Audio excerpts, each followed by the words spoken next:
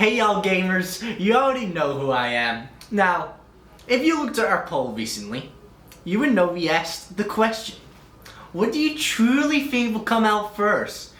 Mandarin's Ring 1 3/4 War for Mandarin, or GTA 6? Well, after recent delays, our team and I are very confident that Mandarin's Ring 3 is coming out first. Not telling you when, but it's coming out first. But that's up to you to decide.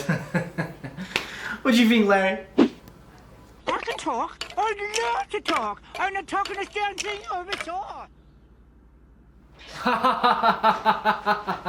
Trailer's coming out soon. Remember that. That's all, folks.